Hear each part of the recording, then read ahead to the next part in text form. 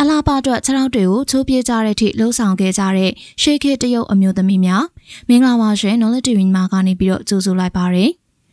အမျိုးသမီးတွေဆိုတာခေတ်ဆက်ဆက်အလားပါအောင်မမောကြတဲ့သူတွေဖြစ်ပြီးတော့အလားပါအတွက်လိုအပ်တာမှန်သမျှကိုလှုပ်ဆောင်လေးရှိကြပါတယ်ဒီနေ့ခေတ်မှာဆိုရင်တော့လာပါဖို့အတွက်ငွေကြေးအကုန်ကြားခံပြီးတော့အလားပါကုသမှုတွေခံယူရဆလို့ခွဲစိတ်ပြုပြင်တာတွေထိလှုပ်ဆောင်လာကြသလိုအရင်ရှိခေတ်တွေတုန်းကလည်းအလားပါအတွက်တင်မထားလောက်တဲ့အပြုတ်မှုတွေကိုလည်းလှုပ်ဆောင်ခဲ့ကြတာပါတကင်းနဲ့တကင်းလူမျိုးစုတစုနဲ့တစုအလားပါစံနှုန်းတွေကတော့မတူညီကြပါဘူးဘာကြောင့်မလို့ဒီခြေချောင်းတွေကိုချိုးပြတဲ့အထိလှုပ်ဆောင်ခဲ့ကြတာလဲဆိုရင်တော့အမျိုးသမီးတွေအတွက်သိငယ်တဲ့ခြေထောက်တွေကရွှေကြောင်ငုံလေးတစ်ပွဲလှပတယ်လို့ခံယူခဲ့ကြလို့ပါ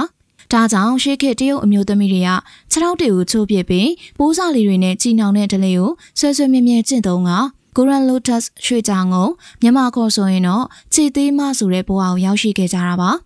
အခုခေတ်မှာဆိုရင်တော့ခြေထောက်တွေကိုတင်းတင်းကြပ်ကြပ်စီးနှောင်တဲ့ဒလေးတွေမရှိတော့ပေမဲ့တစ်ချိန်ကတော့ဒီလိုမျိုးအလေးထားကိုတရုတ်မိန်းကလေးငယ်လေးတွေစီမှာအသက်ငယ်ငယ်ရွယ်တွေကစတင်ပြီးတော့ကျင့်သုံးပေးခဲ့ကြတာပါခြေထောက်သေးမှလှတယ်ဆိုတဲ့အလှပစံနှုန်းကြောင့်တရုတ်မိန်းကလေးငယ်လေးတွေက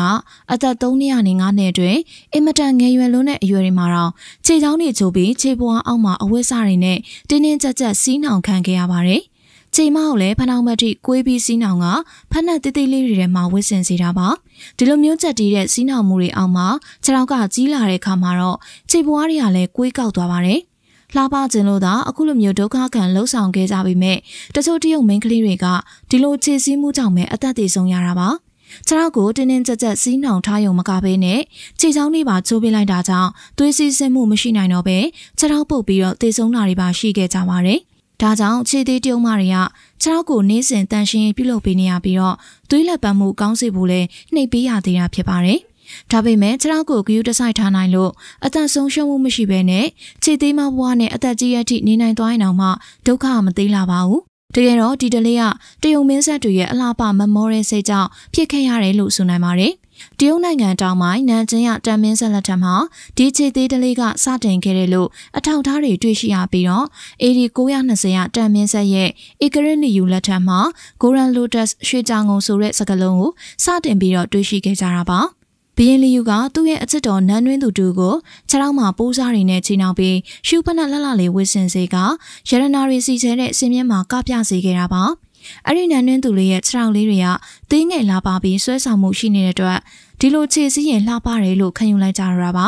ဒါကြောင့်မလို့ဒီအလှပစံချိန်ကြီးကတနိုင်ငံလုံးကိုအကျုံးဝင်သွားခဲ့ပြီးတော့တရုတ်မင်းကလေးငယ်တွေကနှစ်ကာလကြာရှည်စွာဒုက္ခခံခဲ့ရတာပါ